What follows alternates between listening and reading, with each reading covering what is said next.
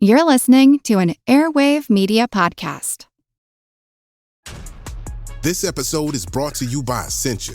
A better you starts with better hydration. Essentia is on a mission to inspire people to do what matters most. Their proprietary ionization process transforms water from any source into ionized alkaline water, providing water that's 99.9% pure with a pH of 9.5 or higher.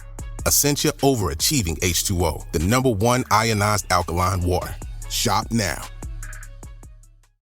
Welcome to From Beneath the Hollywood Sign. If you love old movies, Hollywood history, or the golden age of filmmaking, you've come to the right place. This is the podcast that talks about amazing stories of Tinseltown from another era and fascinating conversations with writer-producer Steve Cubine and actress-writer Nan McNamara. So, Steve, did Ava Gardner and Howard Hughes have a good relationship? Well, they did until he dislocated her jaw. What? Well, don't worry. She hit him back with an ashtray. From Beneath the Hollywood Sign is the gin joint for you.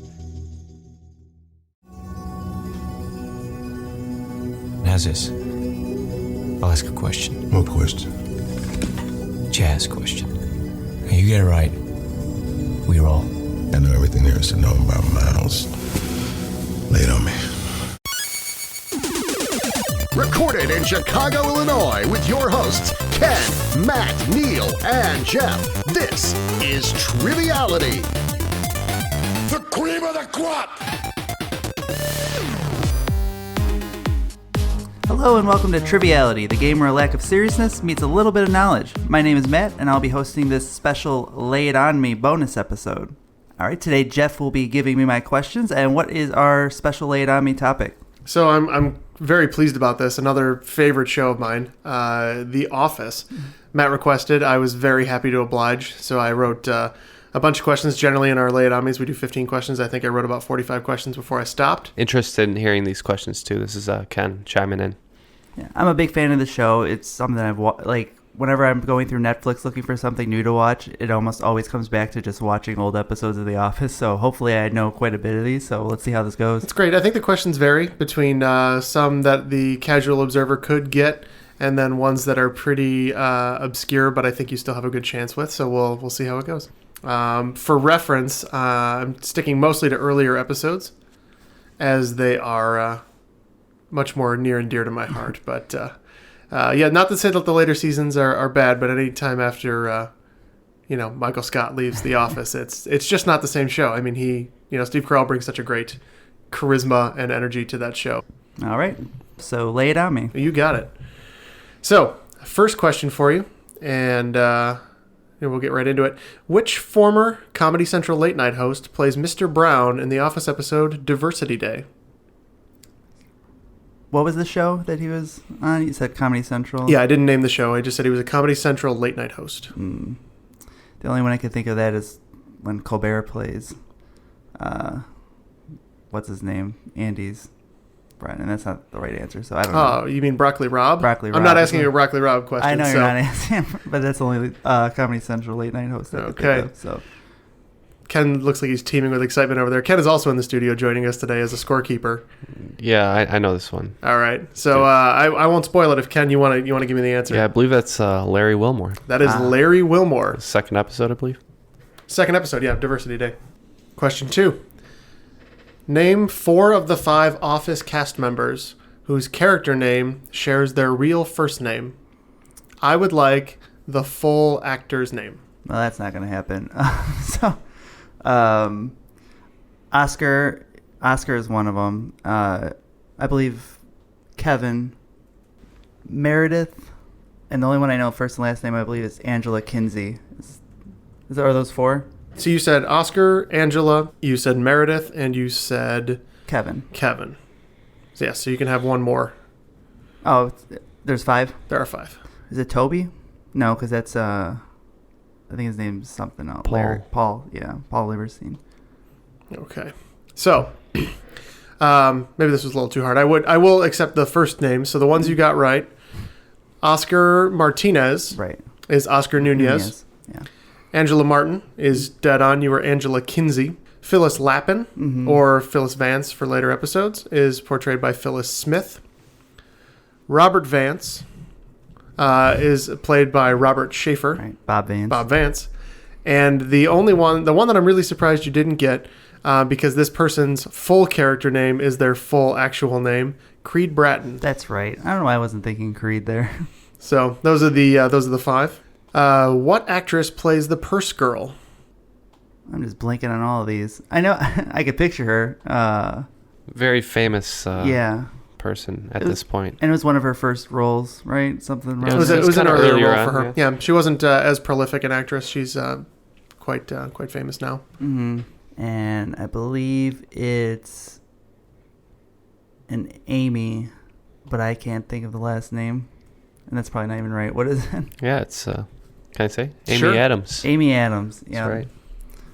I want to give him credit Hey, for that half a one. point. I want to give him credit for that one. You can give, that's fine. I'll take a 0.5 there. Since you're scorekeeping, I'll let you divvy points as you see fit. All right. So, on to the Dundies. Mm-hmm. Name one of the 2 Dundie Awards Pam has won. Whitest sneakers. Yes. Whitest tennis Very shoes, good. I'll give you for that one, or Whitest Sneakers Award. And the other one is Longest Engagement, which yeah. she shares with Roy. Which she won, I believe, 2 or 3 years in a row that they mentioned. Yeah. All right. On to one of my favorite episodes, the Dunder Mifflin Olympics. Mm-hmm. Name 2 of the sports played in the Dunder Mifflin Olympics. You said name 2 of them? 2 of them. And I will list the whole list for you when we're done. Wall ball, I believe, is one of them. One of the events. I know it's one, or it's when he's looking for games. I don't know if that comes up as. Okay. an That's Olympic. one of your submissions. What else are you thinking? And I will give you 3 guesses with this. So. Clonkerton, which Okay. is the game with the Icelandic snowshoes, and I don't know the name of it, but it was with the. I believe they were timing when they had a cup of coffee and they were doing a relay race around the office. Okay. Yes. So, and I will need Ken's discretion on a couple of these. So, hot coffee mug race is definitely one of them. It's not named, but they do give awards for that. The one you were looking for is Dunderball and Flonkerton. Flonkerton. Yes. Very. I think Clonkerton's close enough. Okay. The other one, the one that kicks it off, of course, is paper football. There's the 2005 season that Jim sees at Oscar's desk. Don't they call the wall ball game hate ball? Yeah, because Angela hates it. That is the alternative title. Yes, it's Dunderball or Hate Ball. Yes, paper football, Dunderball, and I'm going in order that they appear in the episode. Flonkerton, and then I of course put box of paper snowshoe racing, which you keenly picked up on. How many M&Ms can Kevin fit in his mouth? And then they just award him the gold medal, and they don't have anybody try it. They play horse. They bet on the next employee to emerge from the elevator. Hot coffee mug race, as you said, and bonus one here, which I would give credit for. Angela has a personal one that she plays. It's called Pam Pong. Right. So every time Pam or Jim gets up and goes to Pam's desk. Yeah. All right. So right now you're 3-2. Hey, not too bad. All right. In the episode The Fire, who does Michael pick while playing Who Would You Do? I believe it's Ryan. It is indeed Ryan the Temp. Ryan started the fire. I was going to ask a Billy Joel question about that, but I decided to go against that one. Good, because I'm not good at that. It always comes up, and I can never name any of the people. The only part of that song I actually know is the part that's in The Office. So Joe McCarthy, Richard Nixon, Studebaker Television, North Korea, South Korea, Marilyn Monroe, and then Ryan started the fire as Dwight holds with tongs the cheesy pita to the fire guy. The fire guy, which I didn't write a question about this, but later, of course, when he gets fired, he's the fired guy, which I quite liked. And when he comes back, he's the hired guy. The hired guy, yes. It's a great gag. All right. In the episode Halloween, who gets fired instead of Creed at Creed's insistence? Oh, what is his name? That's first season. It's like the end of the first season? That's season. It's mid-season 2. Okay. And this character, I thought about not including this question, but this character does appear named in other episodes. This is not the only episode that he appears in. So if it was just a one-off, I thought that might have been a little too much. But he's very Toby-ish, and I'm gonna say I think it's Larry. That might be wrong. Any thoughts here, Ken? Do you happen to remember I think his name is Devin. Devin is correct. It is Devin, yes. I knew once I heard it. And he invites everyone to the bar except Michael afterwards. Question 8. What flag can be found on Michael's desk? A flag? Mm-hmm. There's a flag as one of the toys on his desk. What country's flag is it? America would be too easy. I'm going to say it's England. It is the United Kingdom's flag. As a reference to the original Indeed, show. as a reference to the original show. In fact, the way that happened was Steve Carell decided that needed to go on there as an homage. That was his decision to include that. This question I wrote mostly because I thought Ken would enjoy it. I know this is Matt's round, but since Ken's in the studio, I wrote it for Ken's sake. The gas station in what town does not have fresh yams? The gas station in what town does not have fresh yams? Yes, and I believe it's in the episode where Michael burns his foot. Yeah. He requests that Ryan drive to this town to pick him up fresh yams. It's got to be they're in Scranton. I'm going to say it's somewhere. I'm going to say Philadelphia. Okay. I recall it as Carbondale. It is indeed the gas station in Carbondale, which does not have fresh yams. In the episode The Booze Cruise, what action does Jim bet his next paycheck on? I think this was... For clarification, Jim bets that somebody will do something by the end of The Booze Cruise. I don't remember this at all. Okay. You remember, Ken? Yeah, I believe it's Michael going to the bow of the ship and saying, "I'm king of the world." Oh, that's right. That is correct. And he does it within 30 seconds of getting on the boat. I can't remember the time frame. I think it's in the first 15 minutes. Yeah. But all right, Matt, you're all tied up 5-5. All right, killing it. All right, going into question 11. Michael has 2 favorite things about Hooters. What are they? I remember what he orders. I don't remember this. He ends up ordering the gourmet hot dog, if I'm not mistaken. Yeah, that's correct. Because he asks for the breasts, and then she asks if he really wants them, and he does not really want them. I'm going to say, I don't know, the wings. That's all I can The wings are one of them. And, of course, what else is Hooters famous for? Yeah, it's the girls. Yes, the boobs. The boobs. The boobs and the hot wings. What is the name of Michael's fake production company? Great Scott. Great Scott Productions. Well done. On to question 13.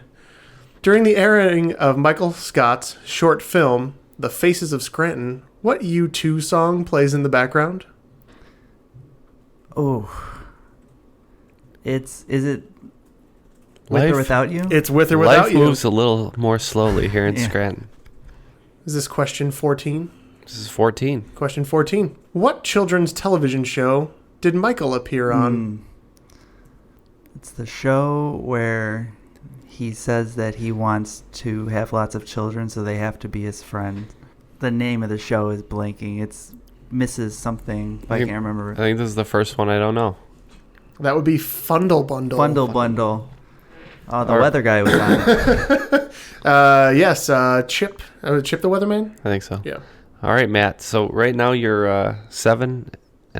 Yeah. So this is the crux right here. 7-7. Whether this is truly your lay it on me category remains to be seen on this final question. I am going to do Matt a favor, and I'm going to end with a sports question. Hey, all right. In The Office, but is it Julius Erving?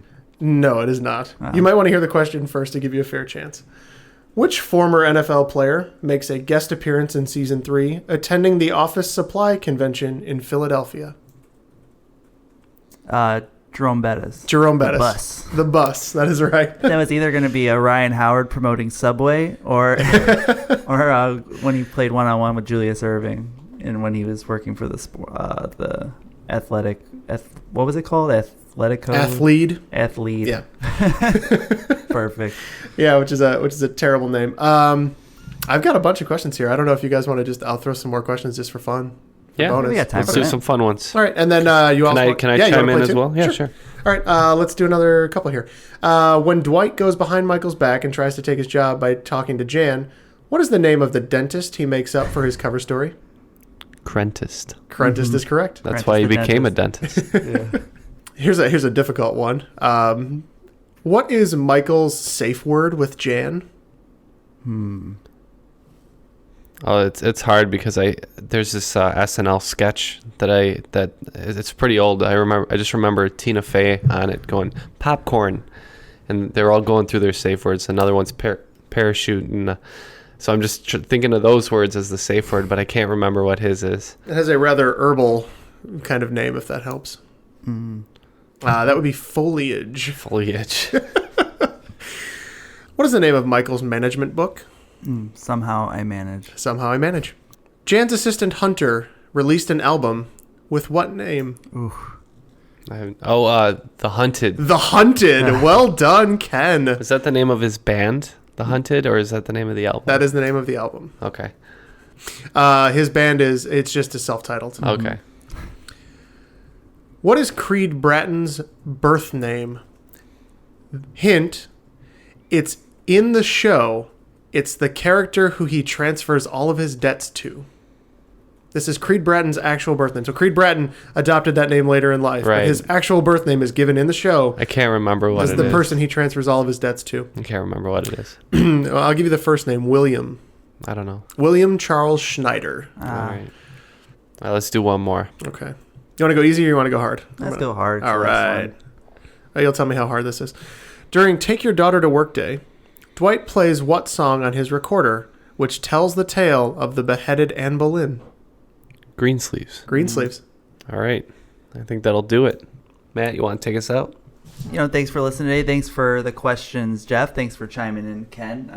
It's a lot of fun. There's a lot of, with a show as dense as The Office, we probably could have been here all day answering questions, but it was a good variety. If you guys enjoyed that, let us know on our Facebook. If you guys have any other Office-related questions, it's always fun to kind of answer those.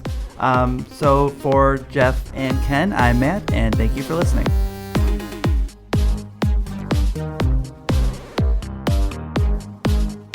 Who saw the movie Titanic? They were very important in the movie Titanic. Who saw it? Show of hands. Not really sure what movie you're talking about. You sure you got the title right? Titanic? I think you're thinking of The Hunt for Red October. No, I'm Leo DiCaprio. Come on. Michael stands in the front of the boat and says that he's king of the world within the first hour, or I give you my next paycheck. Hey, look. I'm king of the world! Woo!